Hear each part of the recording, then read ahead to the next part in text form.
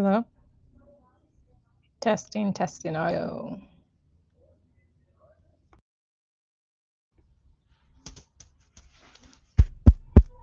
Hmm.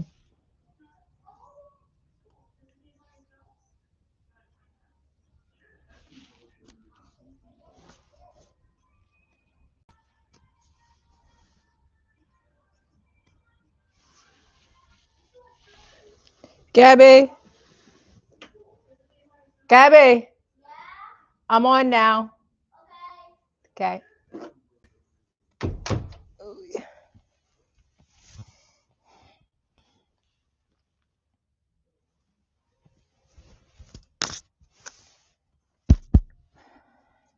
I hope this mic is working.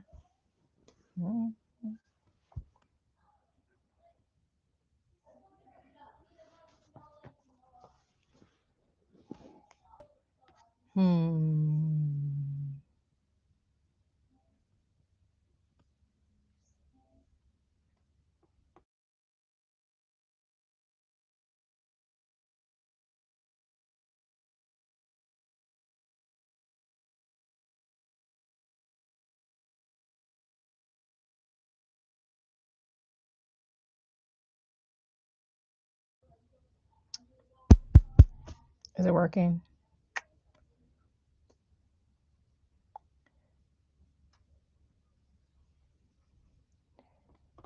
Edit.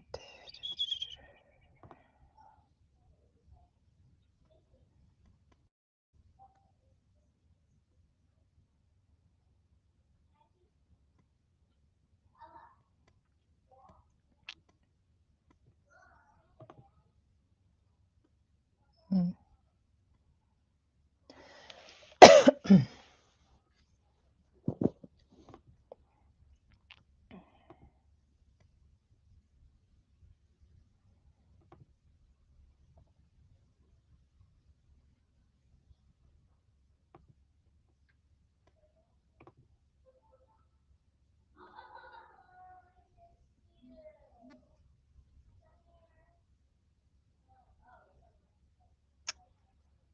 Hmm.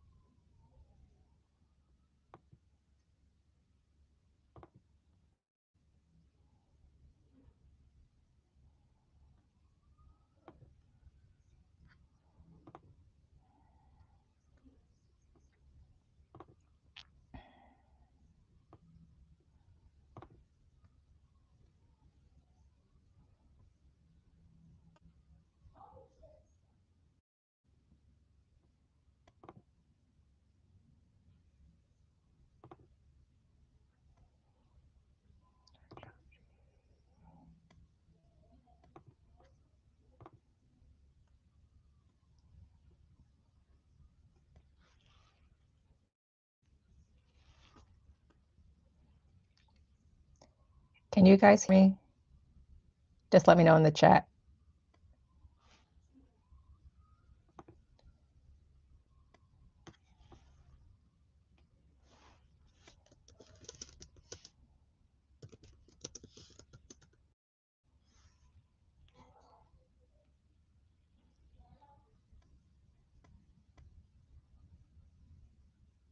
I'm just testing some things out before we start in like 3 minutes. Hope you can hear me. Please let me know in the chat. Hi. The Wise Power Chair. Can you hear me?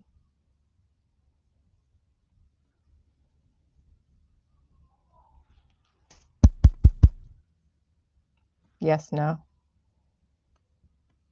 Oh, good. Yes, I can hear you. Yay. Glad the mic works. I am good on this Sunday. Hope you're doing well. Hi, Sandra. Perfect. I guess we can start in 3 minutes. I said the live is going to start at 2, so give a few more minutes for people to join. I'm going to post it on YouTube to get others here. And create a post with the link to the live chat. Okay.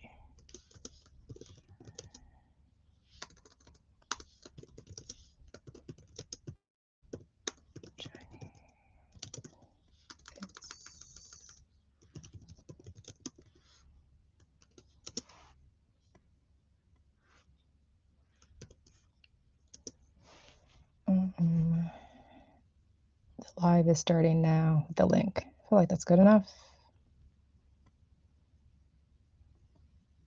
Okay.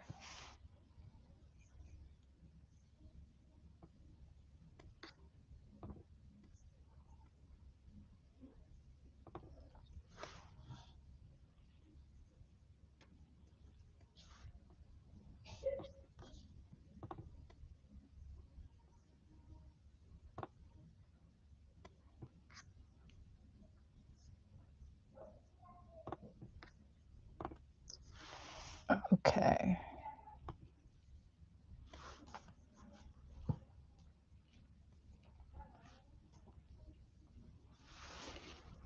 It's really cold here. That's why I have my heating pad on. I'm in New York right now, and the temperature, let me check the temperature real quick. Freezing. Been a cold streak. It says it's 15 degrees. Feels like 3 degrees. Cold. Let me know where you guys are right now. You can just put that in the chat. Tell me where you are, what time is it, and I guess the temperature. I'm just interested in that stuff. Yeah, it feels like 3 degrees. Unacceptable.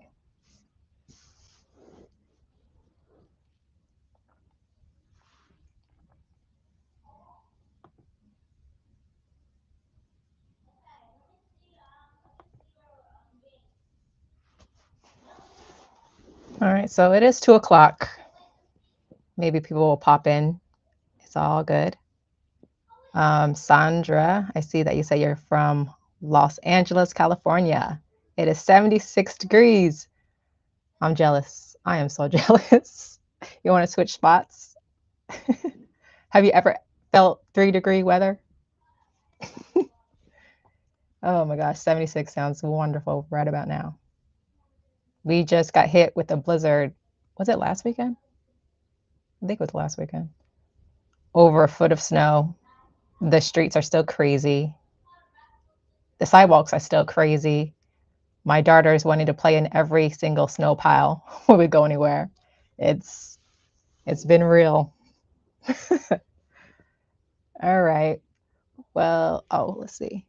The Wise Power Chair says, yes, I have been hearing about the Arctic blast sweeping the states. UK, okay. 6 degrees Celsius. What is that in Fahrenheit? I'm bad at conversions. I think that's nicer. And Sandra said never. She never experienced a 3-degree temperature. Yeah, you're not missing anything.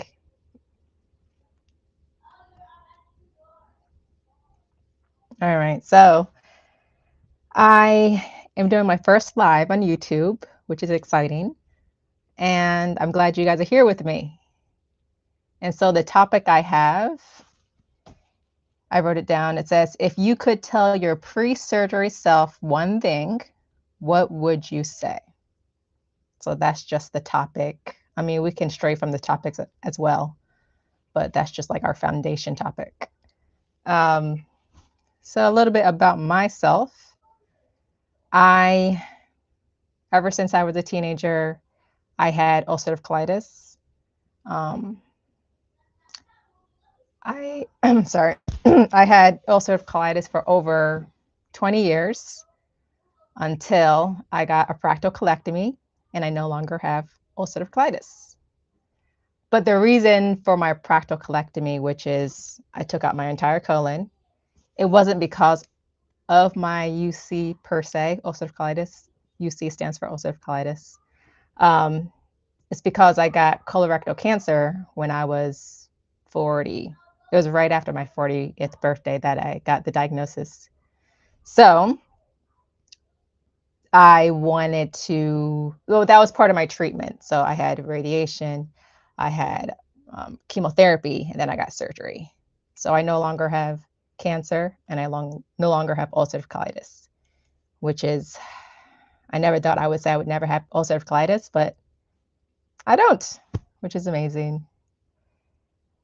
So if I could tell my pre-surgery self one thing, I kind of thought about this, and looking back, I kind of told myself what I actually wanted to tell myself, which is it's going to be tough and there's going to be a better life after the surgery. I knew it was going to be tough physically, but I should have told myself a little bit more than that. And I wrote it down.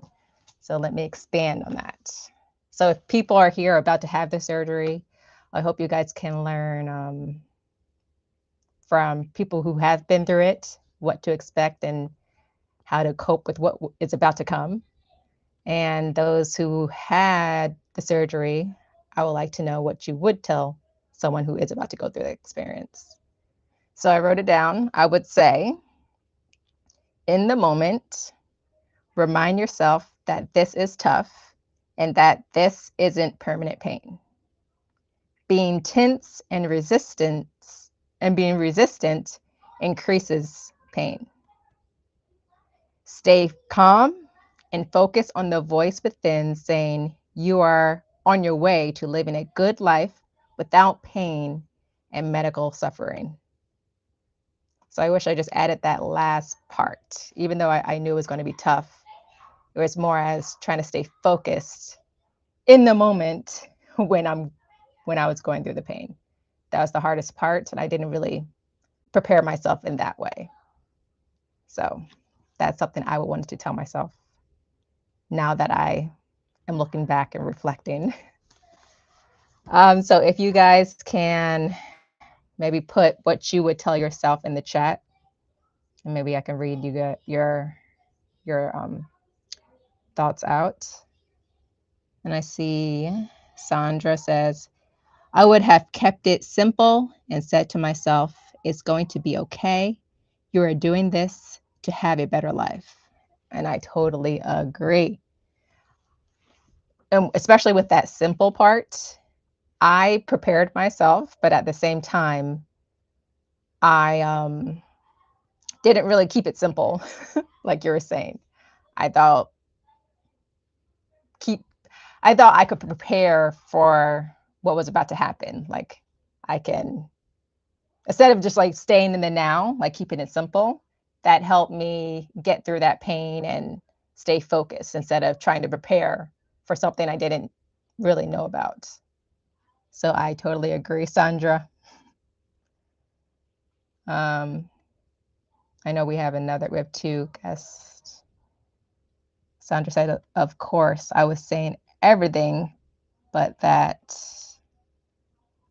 oh, she said, I left a message earlier with what I would say. Oh, were you the one who left a comment in the post? I think I took a picture. Hold on.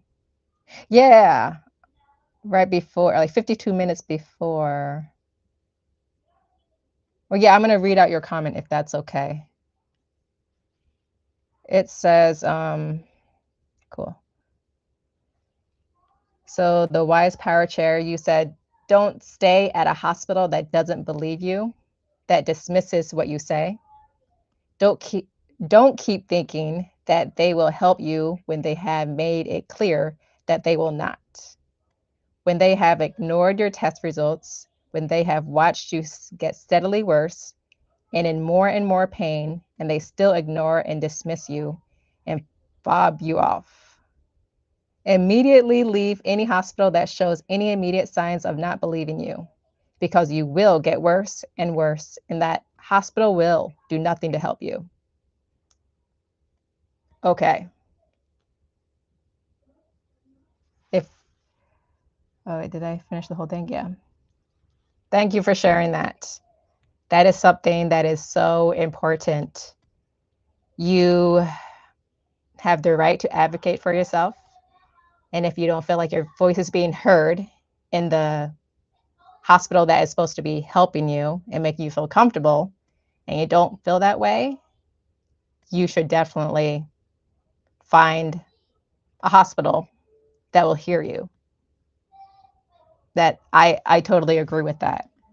Um, when I was first diagnosed and I heard that I had cancer from my GI doctor, he told me that he was going to set me up with the best care, with the best hospital care. And I really appreciate him doing that, because I've heard stories where the care wasn't the best. And our surgery that we're going through is it's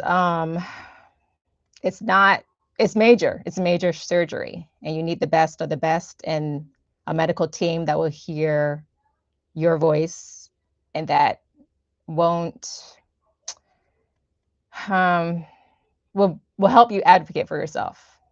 And the hospital that I was recommended, my surgeon was chief of colorectal cancer, so he had a team that was always on my side.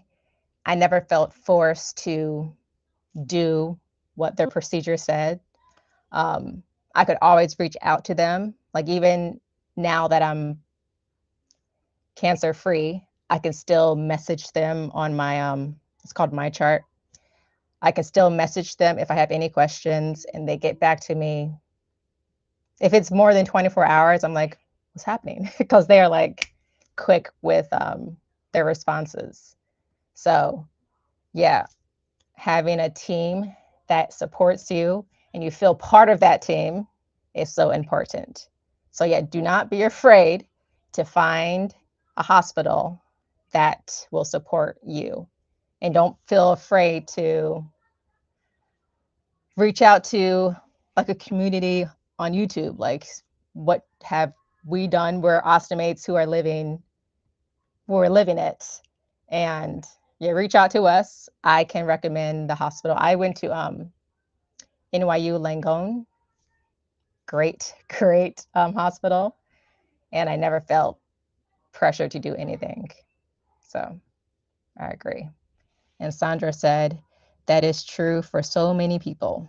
Throughout my journey, I have heard this on YouTube so many times while going through treatment. Absolutely. I've heard a lot of that too, especially when pre-diagnosis, they would say, yeah, my doctor just said it was hemorrhoids, or just let's wait it out, let's just see, and not like really go and do testing. So absolutely, oh my gosh, it's sad in a way that that's so common, but advocate for yourself, do your research, even though after getting a diagnosis or knowing that you will be having a major surgery, you feel like you have to just make decisions quickly, but that's usually not the case. You want to find that care. So yes, I totally agree. And I had so here's an example of how good my hospital was. Um, so I had to get radiation, chemotherapy, and surgery. When my first treatment plan I had to do was get radiation, and I had to get radiated in my pelvic area, and that's where like my uterus and ovaries are. And I was asking, like, is there any way to preserve my uterus and ovaries, because this radiation can even though it was killing the cancer in my rectum, there were, what is it called, like organs in the crossfire. They're going to get hurt in order to kill these cancer cells. So I was like, is there any way to possibly preserve my ovaries? And my doctor's like, yes. It's called an ovarian transposition, where my ovaries, they'll go in and staple my ovaries higher, so my ovaries aren't in the radiation field. And I was like, I would like to do that. And they were telling me like, well, it will postpone your radiation by like 2 to 3 weeks. And I was like, do you think this is a good idea? And they told me both the pros and cons to each. Like if I wait, it wouldn't be that major of a concern. My cancer wasn't like fast growing, and like 3 weeks would be fine. And so they're like, yeah, you can if we want. We'll postpone the radiation until you get the procedure done, heal, and then we can go from there.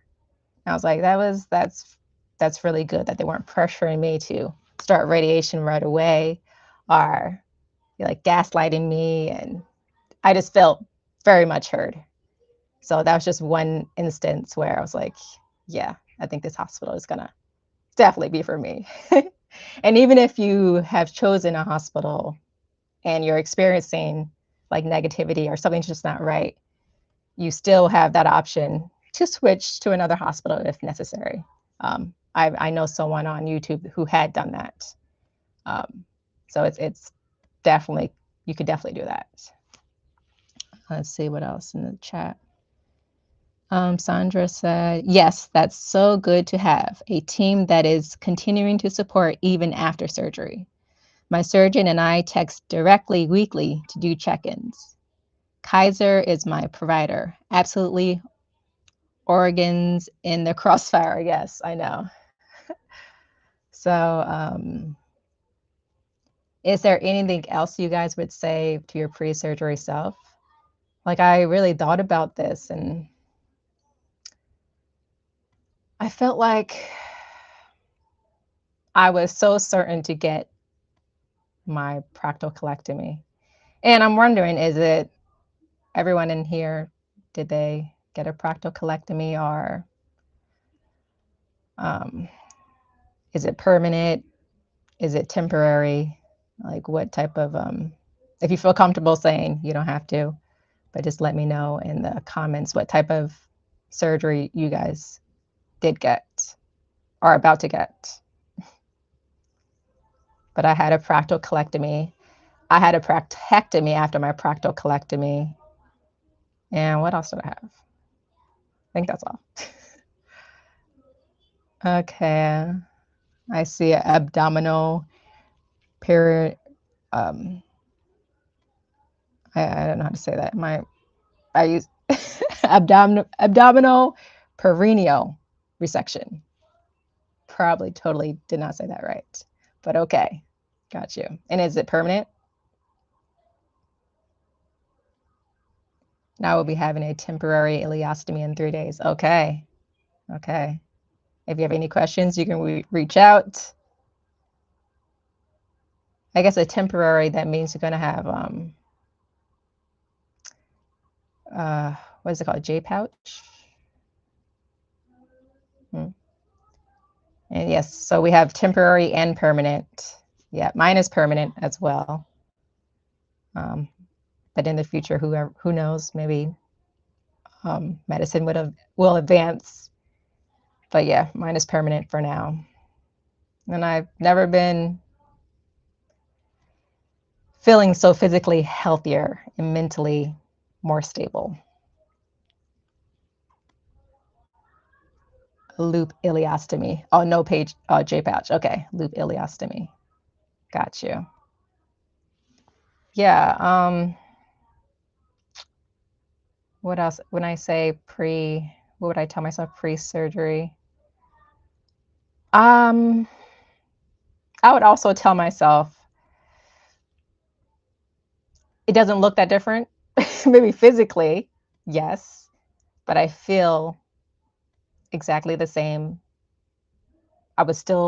I would tell myself I would still be able to do the things that I did pre-surgery. Even though there is a healing phase, definitely a healing journey, at the end of it, I will pick up where I left off, basically, or even do it even more. Um, I had my proctocolectomy on February 6th, and it's February 8th. So February 6th, 2025, I had my surgery. So a year and 2 days ago, I had my proctocolectomy, and I'm sitting here cross-legged. Like, I could not do that 8 months after my surgery still. So this is pretty new that I'm able to sit cross-legged. Um, I I'm going to the gym regularly. I took up a swim class, which I wasn't doing before my surgery. So now I am doing more activity after my surgery. So the healing process is real, but at the end of it, you'll be able to be active again. And yeah. Uh, oh, you're trying to make me pronounce it correctly. Perineal. Perennial. Oh my gosh, I'm terrible with. Ugh. Okay, might be a way to pronounce. I still don't say it right. I'm actually going to do it on Google, the pronunciation. And I've heard this word before. It just doesn't come out easily. P Perineal. Perennial pronunciation. I'm probably saying it. Hold on. Perennial. Perennial. See, I was right. No, I wasn't. Perennial.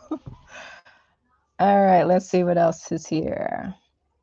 Thank you guys for being active in this chat. It makes me feel like I'm not the only one in this alone. I like to show ostomates that there are others out there like you around the world. Like we have someone in UK, Cali, and I'm here in New York.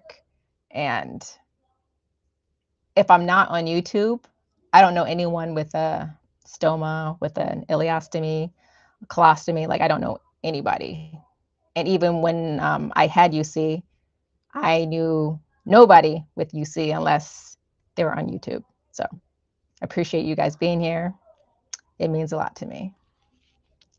Um, I know I now have a surgeon that listens. Good. I wish I had not stayed so long at the other hospital because the knock-on effect from being left has caused other problems that are bad, waiting for a colostomy. Okay, I hear you. I hear you. But just look back on this and know, and just learn from what you experience. Know that you can advocate for yourself and not stay. So, and you can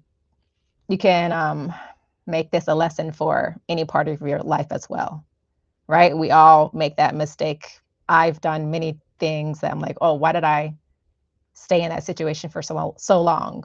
But once you get out of that mindset and actually make a decision, it's hard to go back to um, what you did before, if that makes sense. So take it as a learning experience. Don't be too harsh on yourself. Know that you're doing the right thing now. So I'm glad that you're with another hospital that is treating you way better. Good, good. It's okay. We can't say everything right. See, that's not how I even say it at all. See, it's all good. It looks like you guys are subscribed to each other as well, which is great. Let's build this community, stay connected. And I know someone I'm subscribed to, he's holding like Zoom sessions. And I'm like, oh, that sounds like a good idea. It's not just like me on the screen. I can create a Zoom link so we can all be on the screen together and talking through a mic and not me just talking and reading your messages. So I might do that in the future as well. So look out for that. Um, So we're at the 30-minute mark. Thank you for being here. Does anyone else have something to say about what they would tell themselves pre-surgery? If not, I hope everyone enjoys the rest of their Sunday. And thank you so much for being here with me for these 30 minutes on your Sunday. And I hope, Sandra, you are enjoying your 76-degree weather. and and did you say what 6 Celsius is in Fahrenheit?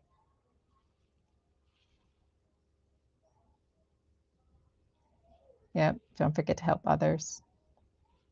Yeah, just seeing that others are in the same situation as you helps tremendously to stay like mentally focused, and it's not just you. It's really not.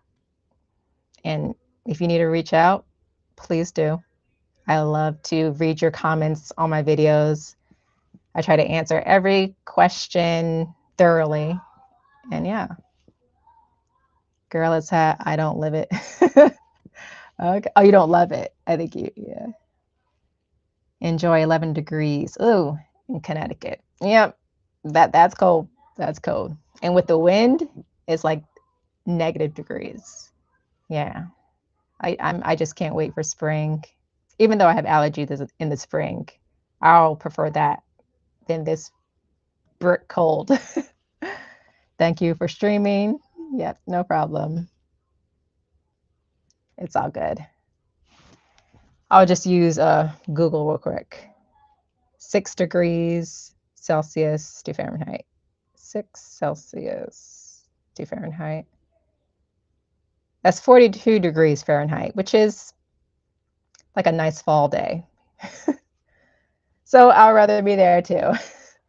But again, I appreciate you guys being here, and I hope to see you guys in the next one, okay? Peace and love.